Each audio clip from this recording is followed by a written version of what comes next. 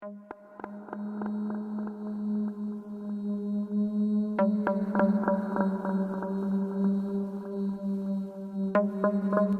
mitra pendengar, kembali bertemu lagi dengan saya Bang Saman di saluran channel Lentera Pijar. Sebuah channel yang akan selalu menyajikan cerita-cerita horor yang diambil dari kisah pengalaman para narasumber. Mitra pendengar, pada episode kali ini saya akan menceritakan sebuah pengalaman mistis yang dialami oleh narasumber kita bernama Ari bersama ketiga orang temannya. Dan pengalaman itu mereka dapatkan saat mendaki Gunung Sumbing. Bukan tanpa alasan, mereka mengalami hal mistis tersebut. Namun ternyata, salah satu dari mereka membawa sebuah benda mistis saat melakukan pendakian.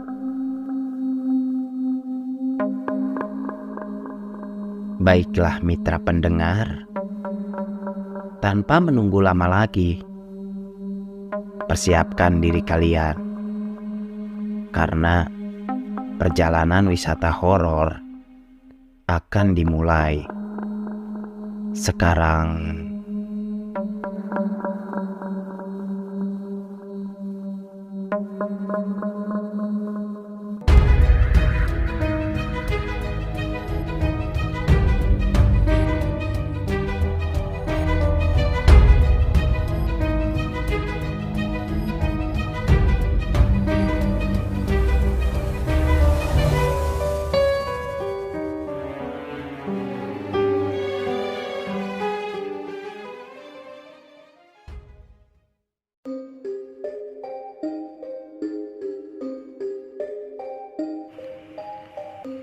Sebelumnya, saya mengucapkan banyak terima kasih kepada tim Lentera Pijar yang mau mengangkat kisah ini.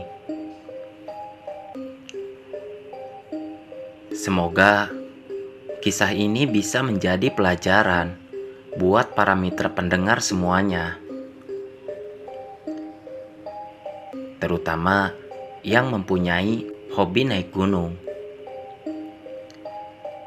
agar jangan sekali-kali membawa benda-benda gaib dengan alasan apapun saat mendaki. Karena hal itu dapat menyinggung para penghuni gunung yang tak kasat mata.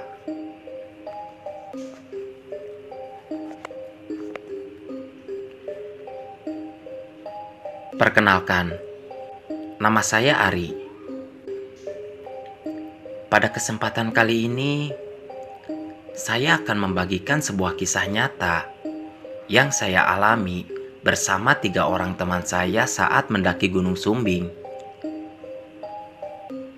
Dan pengalaman itu saya dapatkan ketika saya dan ketiga teman saya duduk di bangku kelas 2 SMK.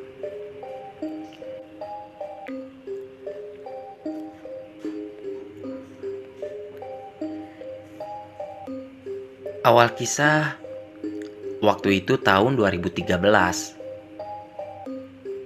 Dan pada saat itu, sekolah saya baru saja selesai melaksanakan ulangan tengah semester dan bersiap untuk menyambut libur panjang selama 2 minggu. Waktu itu, ketika jam istirahat sekolah, saya bersama 3 orang teman saya yang bernama Indra, Dendi, dan Agus nongkrong di warung belakang sekolah, tempat biasa kami nongkrong. Kemudian, Dendi pun mengatakan sebuah usulan. Gimana kalau nanti liburan kita muncak Sumbing yuk? Kemudian, Agus pun menanggapi usulan itu. Wah, Ide bagus tuh. Lumayan kan buat ngisi kekosongan waktu liburan.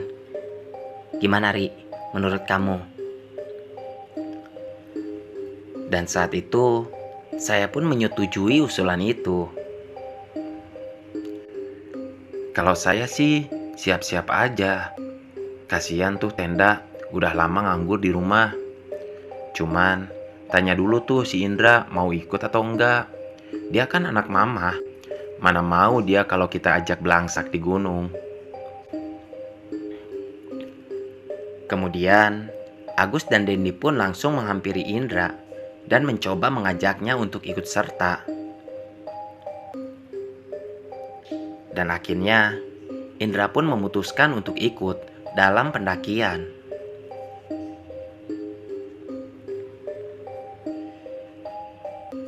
Saat itu, kami pun sepakat untuk pergi mendaki Gunung Sumbing, mengisi liburan sekolah kami. Hingga akhirnya, tibalah hari pemberangkatan kami. Dan waktu itu, kami pun merencanakan untuk berkumpul di rumah Indra sebagai titik awal kami berkumpul.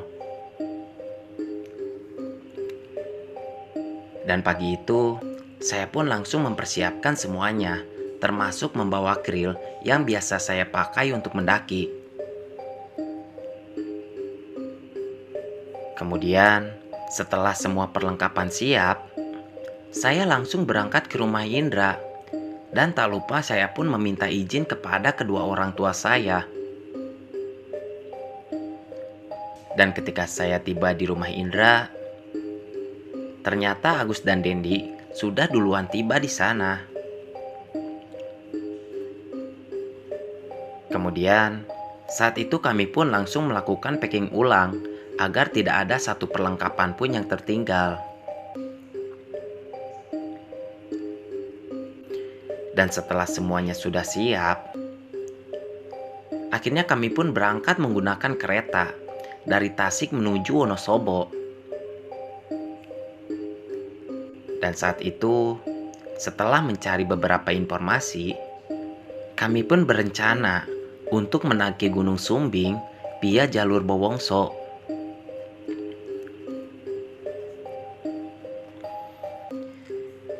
Singkat cerita, akhirnya kami pun tiba di base camp Bowongso.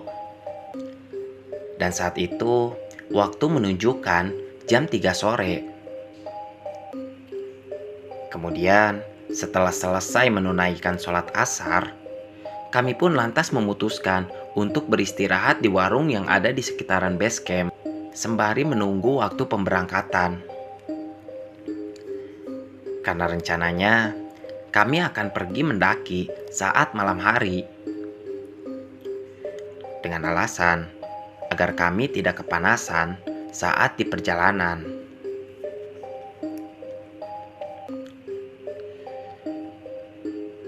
Waktu itu, kami hanya terus bercanda sambil menikmati beberapa gelas kopi di warung. Hingga tak terasa, waktu maghrib pun tiba. Kemudian, kami pun langsung menunaikan kewajiban kami untuk melaksanakan sholat maghrib. Dan setelah itu, lantas kami pun langsung menggendong grill kami masing-masing dan memulai perjalanan kami untuk menaklukkan puncak Gunung Sumbing. Saat itu kami berjalan berbaris dengan posisi saya paling depan sebagai leader. Disusul Agus, Indra, kemudian Dendi sebagai sweeper. Pada awalnya, perjalanan kami baik-baik saja, tanpa adanya gangguan. Namun, di saat kami baru mau masuk area perhutanan, tiba-tiba saya dikagetkan dengan sekelebat kain putih yang terbang di atas dari arah belakang menuju ke depan. Dan hal itu ternyata dilihat oleh teman saya yang lain. Lantas, Dendi pun bertanya, Itu tadi apa ya yang terbang berwarna putih? namun baru saja Dendi bertanya akan sosok bayangan putih yang terbang tadi. Kemudian tiba-tiba muncul angin yang cukup kencang berhembus ke arah kami dengan membawa bau busuk yang sangat menyengat. Hingga membuat kami berempat pun harus menutup hidung.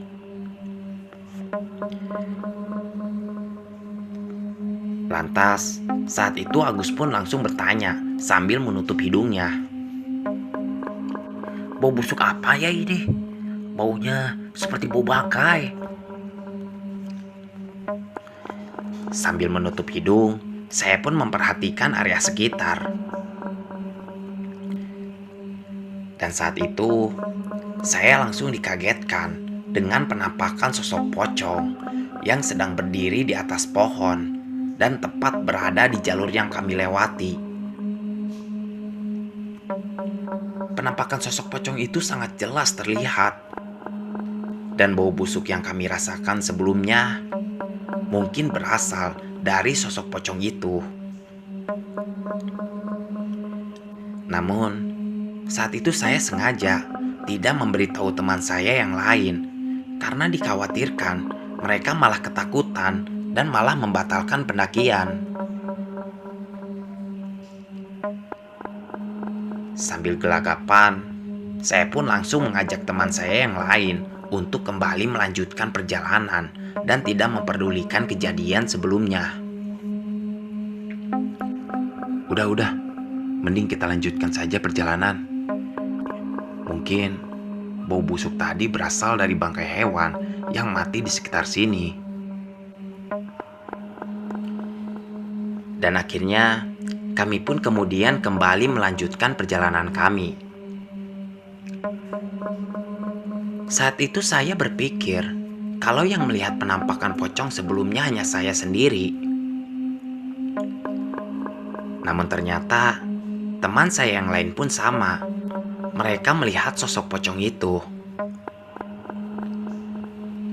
Pada saat itu, Agus yang berjalan di belakang saya tiba-tiba bertanya sambil berbisik. Ri, tadi kamu lihat juga kan di pohon ada pocong?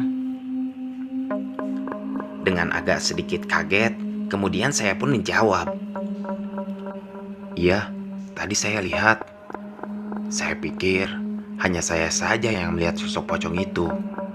Cuman, karena saya khawatir kalian malah takut, makanya saya tidak memberitahukan kepada kalian tentang penampakan pocong tadi. Enggak, Ri. Sebenarnya saya juga melihat sosok pocong itu. Hanya saja saya pura-pura saja tidak tahu karena saya nggak mau bikin kepanikan sama yang lain. Tapi barusan Indra dan Denny berbicara kepada saya kalau mereka juga ternyata melihat sosok penampakan pocong tadi.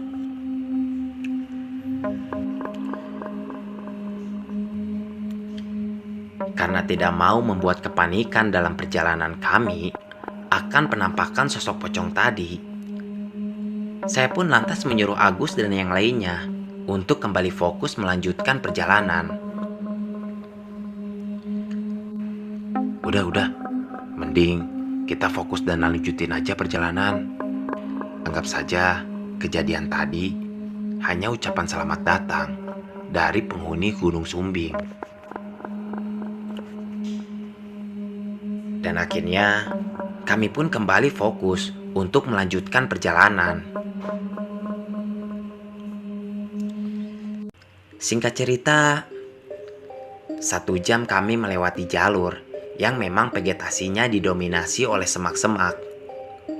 Hingga akhirnya kami pun tiba di pos 1 jam 8 malam. Dan ketika tiba di sana, kami langsung melaksanakan kewajiban kami untuk menunaikan sholat Isya. Kemudian, setelah melaksanakan sholat Isya, saya dan yang lainnya pun langsung melanjutkan perjalanan untuk menuju ke pos 2. Dan saat itu, kondisi jalur yang kami lalui terbilang cukup sepi. Di sepanjang perjalanan kami dari base camp menuju pos 1, kami hanya menemui satu rombongan lain yang juga ingin mendaki. Terlebih, jalur Bowongso memang kurang diminati oleh para pendaki. Apalagi, jalur ini sangat kurang bersahabat dengan para pendaki pemula.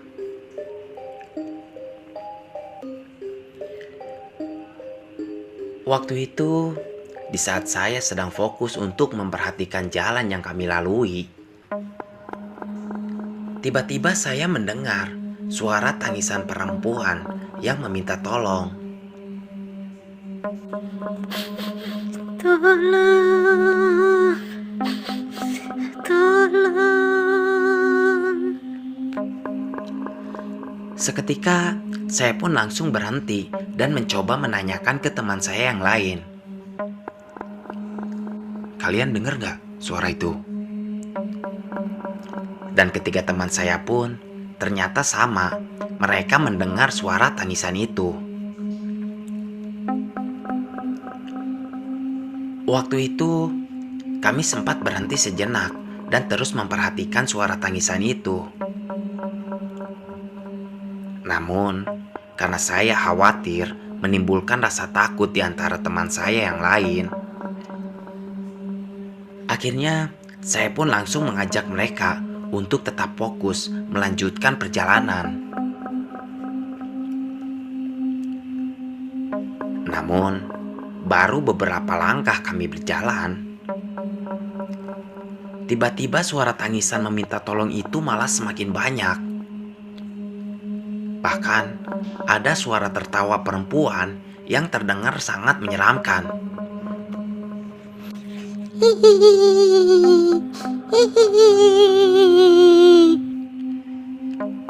Dengan penuh rasa kepanikan dan ketakutan, kami pun mencoba fokus untuk terus berjalan. Hingga akhirnya suara itu pun menghilang dengan sendirinya.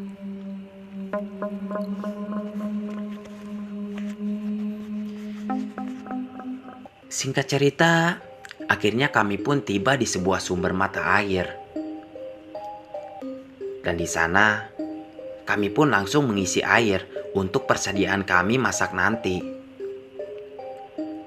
Karena memang kami sengaja tidak mengisi air dari awal dengan tujuan agar tidak terlalu berat saat di perjalanan. Dan setelah semua jerigen terisi penuh, kami pun kembali melanjutkan perjalanan. Namun, baru saja kami memulai melanjutkan perjalanan, tiba-tiba saya dan yang lainnya mendengar suara geraman manusia.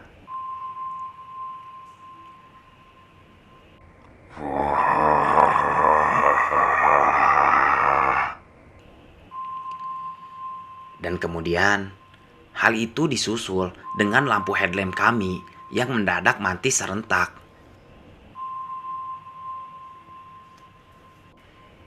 Di saat itu, kami pun seketika panik. Namun, saya pun mencoba untuk menyuruh teman saya yang lain untuk tetap diam dan tenang.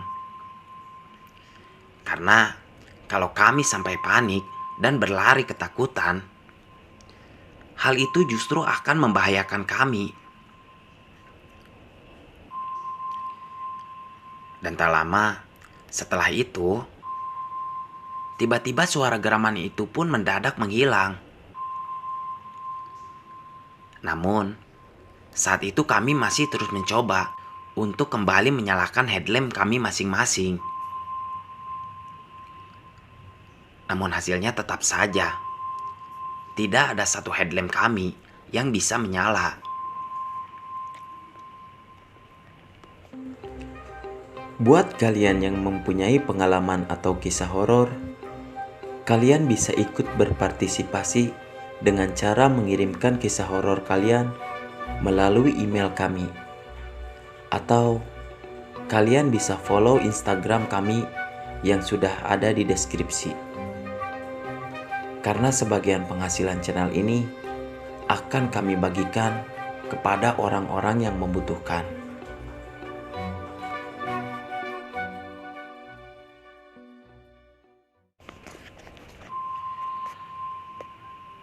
Waktu itu, kami pun lantas mencoba untuk menyalakan lampu yang ada di handphone kami masing-masing. Namun anehnya, handphone kami berempat mendadak mati total dan tidak bisa dinyalakan. Di tengah-tengah kegelapan, saat itu kami berunding mau lanjut berjalan dengan mengandalkan sinar rembulan atau tetap menunggu sampai headlamp kami bisa menyala. Dan akhirnya kami pun sepakat untuk tetap melanjutkan perjalanan dengan berjalan perlahan mengandalkan cahaya sinar rembulan sebagai sumber cahaya kami. Dan waktu itu kami hanya terus fokus mengikuti jalan setapak yang kami yakini kalau jalan setapak itu menuju ke pos 2. Namun, di tengah-tengah perjalanan, saya dan yang lainnya dikagetkan dengan suara langkah seseorang dari balik semak-semak di arah kanan kami. Dan suara langkahnya pun terdengar terseok-seok. Saya yang saat itu merasa heran, lantas menghentikan langkah dan langsung melihat ke arah teman-teman saya di belakang. Dan ketika teman saya pun sama, mereka pun merasa heran dengan hal tersebut. Karena penasaran, kemudian Agus pun langsung menyibakkan semak-semak itu. Dan saat itu, sontak kami berempat pun langsung kaget ketika melihat sosok makhluk berwarna hitam dengan sorot mata yang menyala berwarna merah dan giginya yang bertaring melihat ke arah kami. Seketika kami pun langsung kaget melihat penampakan sosok itu. Ditambah lagi, waktu itu Indra mendadak berteriak sambil menunjuk ke arah pohon. "Astagfirullah, apa itu?"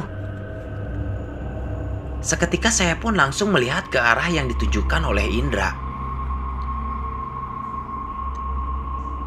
Dan di saat itu, saya melihat penampakan sosok kuntilanak yang sedang berada di atas pohon, seperti melihat ke arah kami.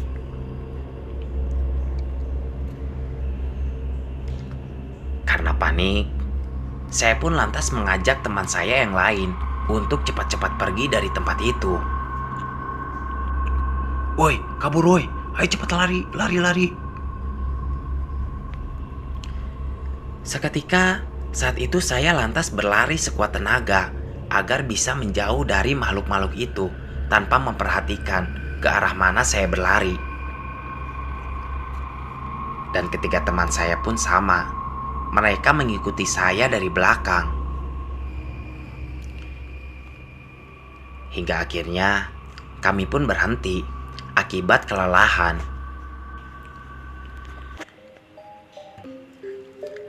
Singkat cerita, kami yang saat itu kelelahan kemudian beristirahat di sebuah tanah yang agak datar.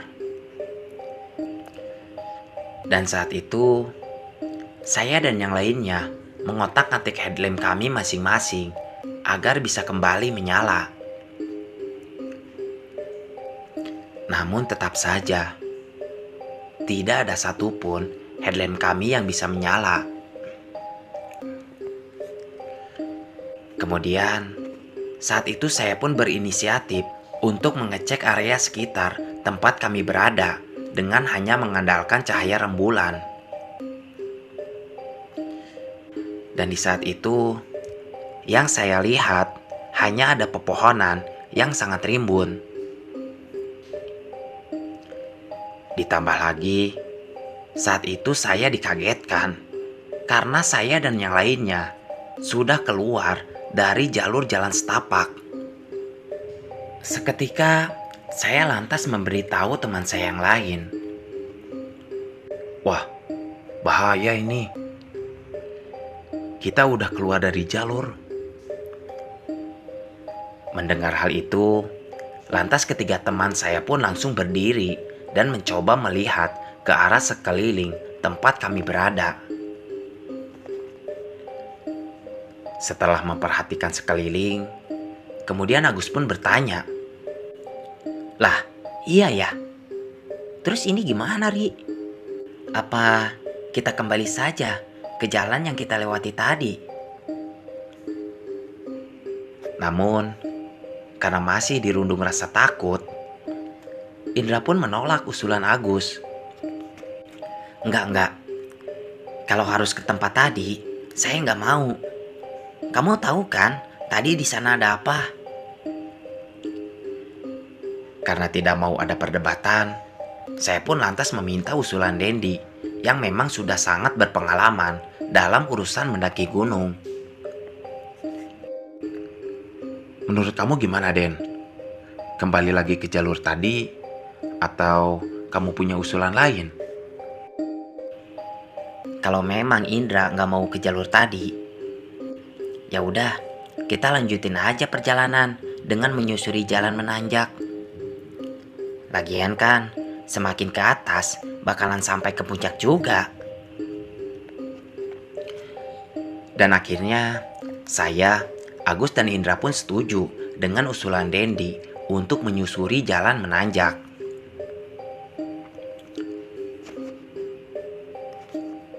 Singkat cerita, kami pun langsung kembali melanjutkan perjalanan. Namun, waktu itu kami merubah formasi kami dengan Dendi di bagian depan sebagai pembuka jalan, disusul saya, Indra, dan yang terakhir Agus. Saat itu, Dendi langsung mengeluarkan goloknya dan menebas semak belukar untuk membuka jalan. Namun, semakin jauh kami berjalan, saya merasakan kalau kami justru malah lebih jauh masuk ke dalam hutan.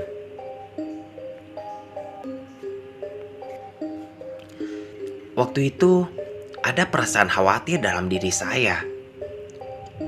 Namun, saya terus mencoba meyakinkan kalau saya dan yang lainnya bisa mencapai puncak gunung dengan jalur itu.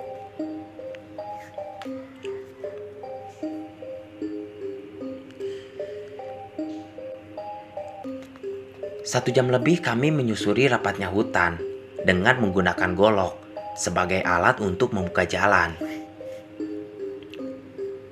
Terkadang, saya bergantian dengan Dendi untuk membuka jalan. Dan tak terasa, waktu sudah menunjukkan jam 11 malam. Kami yang saat itu belum makan apapun dari awal kami mendaki, mulai merasa kelelahan. Hingga akhirnya kami pun memutuskan untuk mencari tempat agar kami bisa beristirahat dan mendirikan tenda.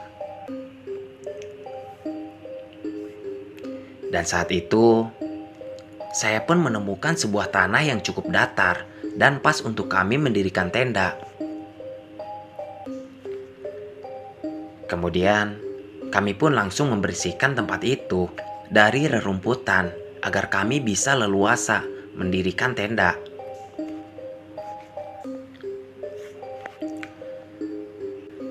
Setelah selesai membersihkan rumput di tempat itu, kami pun langsung membagi tugas kami masing-masing.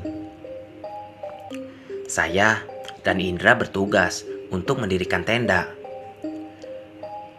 Sedangkan Agus dan Dendi bertugas untuk menyiapkan makanan agar kami bisa makan.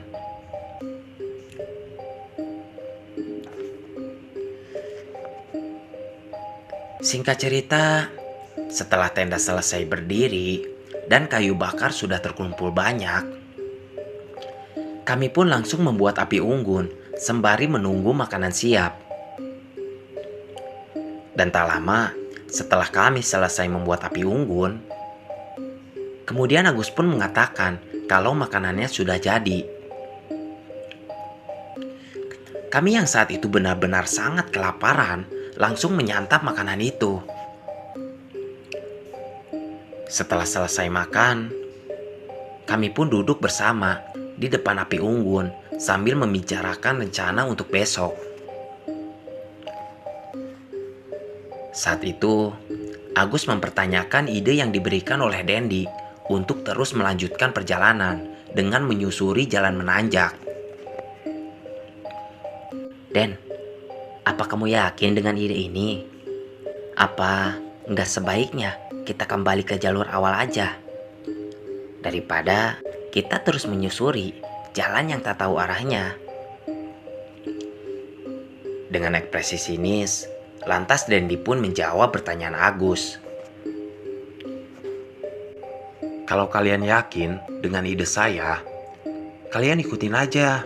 Tapi kalau kalian ragu, ya udah, kita kembali aja turun. Karena saat itu mulai terjadi perdebatan antara Agus dan Dendi, akhirnya saya pun mencoba untuk meyakinkan Agus agar tetap ikut dengan ide Dendi. Dan akhirnya Agus pun mau mengerti dan tetap mengikuti ide Dendi untuk terus menyusuri jalan menanjak agar bisa sampai puncak.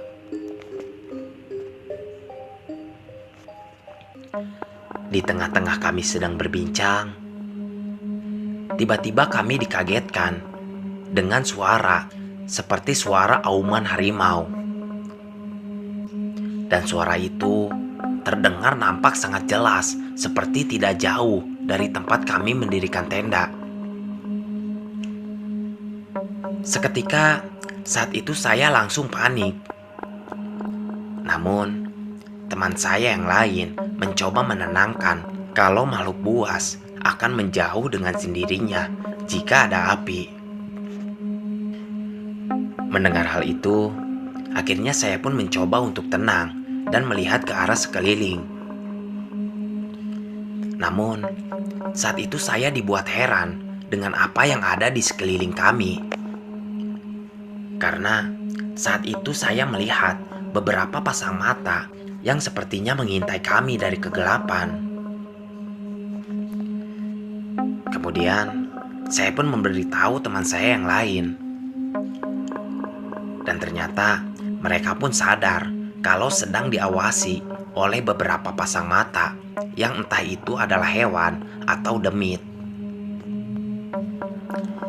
Di tengah-tengah kepanikan, saat itu saya melihat Dendi tiba-tiba berdiri dengan membawa sebotol air dan langsung berjalan ke arah kegelapan.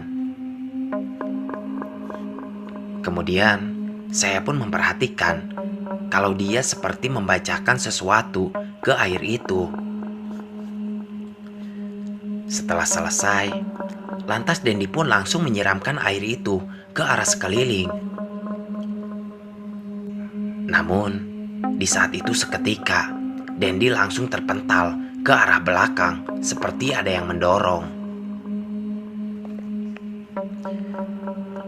Sontak saya dan yang lainnya pun langsung berlari menghampiri Dendi yang saat itu kondisinya sedang terbaring. Kemudian kami pun langsung memapahnya ke dekat perapian. Lantas saya yang merasa heran bertanya tentang apa yang terjadi. Kamu kenapa, Den? Kok bisa sampai terpental seperti itu? Sambil merasakan sakit, Dendi pun menjawab. Tadinya saya berniat untuk membuat pagar gaib dengan air doa. Tapi sepertinya para makhluk itu marah dan menyerang saya di bagian perut. Kayaknya mereka tidak suka dengan keberadaan kita di sini. Dengan sigap, Indra pun langsung membuka baju Dendi untuk melihat kondisinya. Dan di saat itu, saya dan yang lainnya pun heran karena terdapat luka lebam seperti telapak tangan di perut Dendi. Karena saat itu kondisinya sudah tidak kondusif, saya dan Agus pun langsung memapah Dendi untuk masuk ke dalam tenda. Kemudian, saya pun mencoba untuk mengoleskan minyak kayu putih ke perut Dendi sambil membacakan ayat kursi. Dan akhirnya, di saat itu Dendi pun tertidur.